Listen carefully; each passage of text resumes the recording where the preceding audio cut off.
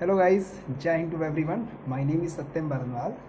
आज हम लोग एक स्टोरी डिस्कस करेंगे about related to career, how it will help in our life. Actually में क्या होता है कि कभी कभी बहुत सी मेहनत करने के बावजूद भी हम लोग फाइनली डिस्क्वालीफाई हो जाते हैं reason of any.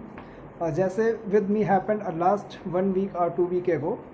I got cleared 2 exams like a CPOSI and SSC GD in both, and in both I scored good.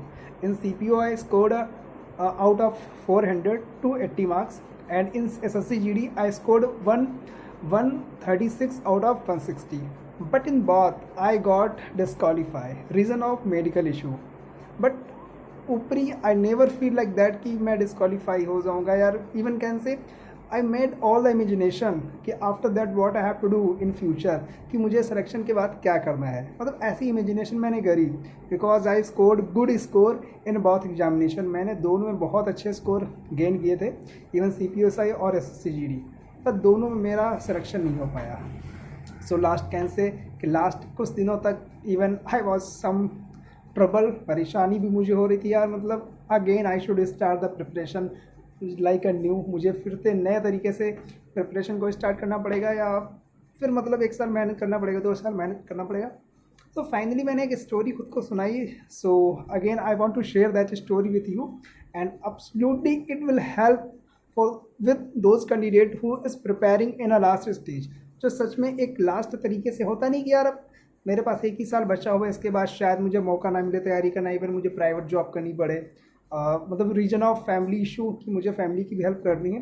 तो अगर आपके पास ऐसे ही करके आपके पास लास्ट में 1 year बचा हुआ है या 6 month बचे हो, तो एक स्टोरी शेयर कर रहा हूँ and listen it carefully. May be it will really help to you as it is helping to me. मुझे इससे हेल्प कर रही है बिकॉज अभी 2 बार मतलब बैक टू बैक डिसक्वालीफाई होने के बाद मुझे रियलाइजेशन हो रहा है कि यार एक्चुअल में अगर मेरे पास 6 month या 4 month मुझे और मिल जाएं, so I can crack any other exam easily. Because जब आप कोई एग्जाम क्रैक कर चुके हो तो कहीं ना कहीं आपके पास एक कॉन्फिडेंस होता है कि yes I can do it. But reason of any you got a disqualify, जैसे reason it happen with me कि मैं मेडिकल डिसक्वालीफाई हो गया। सो कोई नहीं, देख बिकॉज शायद कुछ बेटर लिखा हो। तो स्टोरी इज़ दिस कि एक स्टूडेंट होता है जो काफ़ी मेहनत करने के बाद भी मतलब fail, back to back fail ही होता रहता है। बहुत मेहनत करता है, इवन बहुत कोशिश करता है। तो एक बाबा के पास जाता है, इवन कैन से हार्मिट। मतलब कुटिया में जाता है और उनसे कहता है कि एक्चुअली ऐसी बात है कि मैं बहुत ज़्यादा मेहनत करने के बावजूद भी मैं मतलब डिसक्वालीफाई हो जाता हूँ, फेल हो जाता हूँ, या किसी रीजन बस मेरे मार्क्स कम आते हैं या कुछ भी करके। जैसी सिचुएशन आजकल की चल रही स्टूडेंट के साथ में, even with me and with you also. So जो हर्मिट थे, साधु, उन्होंने कहा ठीक है, मैं I will give a solution of this. मैं इसका आपको उपाय बताऊंगा। You have to come to tomorrow. आपको कल आना है मेरे पास। जो बच्चा था लाइक अस, हमारे जैसा, यानी कि मी और यू कैन से, जो हमारे जैसा बच्चा था वो दोबारा दूसरे दिन फिर जाता है बाबा के पास और मीन्स कहता है कि चलिए आज हमको आप सोल्यूशन दीजिए, कि मतलब लास्ट स्टेज। क्योंकि वो बच्चा कहता है कि मेरे पास सिर्फ 1 साल बचा हुआ है, आफ्टर दैट शायद मुझे मौका ना मिले तैयारी करने का, या कुछ भी रीज़न हो सकते हैं, फैमिली इशू हैं और कुछ भी हो सकता है, तो मुझे शायद तैयारी करने का मौका ना मिले। तो हरमन ने कहा ठीक है चलो चलते हैं। तो उस बच्चे को वो एक तालाब के किनारे लेके जाते हैं, नदी के किनारे लेके जाते हैं, और पहले खुद अपना अंदर जाते हैं नदी के अंदर, फिर उस बच्चे को बुलाते हैं, कहते हैं आ जाओ तुम भी आ जाओ अंदर। तो वो बच्चा जो है वो भी अंदर जाता है नदी के अंदर, और जैसे ही अंदर नदी के अंदर हो जाता है, जो साधु होते हैं हर्मिट, वो उनका सर पकड़ते हैं और पानी में डुबो देते हैं, और तब तक नहीं निकालते हैं। इवन कैन से कि हर्मिट का पूरा प्लान था उस बच्चे को मार देने का, क्योंकि वो मुंडी इतनी तेज़ी से पकड़े हुए थे और पानी के अंदर उन्होंने डुबो रखी थी कि बच्चा सिर्फ छटपटा रहा था, ऐसे तड़प रहा था, कुछ नहीं कर पा रहा था। तो कुछ देर तो बच्चे को एक पेशेंस था कि 20 सेकेंड 30 सेकेंड तो अपनी सांसें रोकी और अंदर रुका रहा। बट फाइनली जब उसे लगा कि वो मरने वाला है, अगर कुछ सेकंड और नहीं बाहर निकला तो मर जाएगा, तो उसने पता क्या किया, हर्मिट को मारने लगा, मतलब हार्म उनको करने लगा, इवन मुक्के मारने लगा, पिंच करने लगा, खींचने लगा, हाथ छुड़ाने लगा। Any possibility was possible there.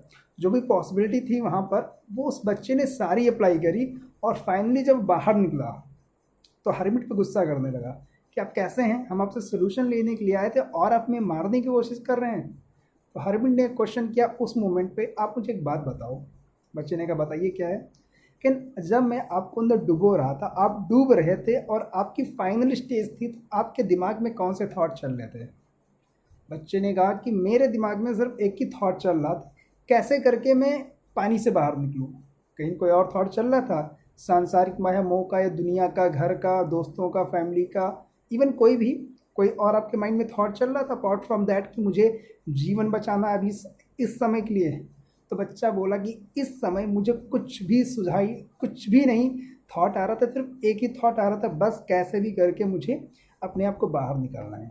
तो हरमिट ने कहा this is the solution of your problem, कि आप जब कई बार मेहनत करते हो और इवन किसी डिस्ट्रैक्शन की वजह से आप कहीं ना कहीं फेल हो जाते हो या कुछ भी हो जाता है, तो कहीं ना कहीं आपको एक एज अ लास्ट आपको कोशिश करनी चाहिए, और उस मोमेंट में आपको सिर्फ एक ही थॉट आना चाहिए, कैसे भी करके any possibility how you have to crack this exam.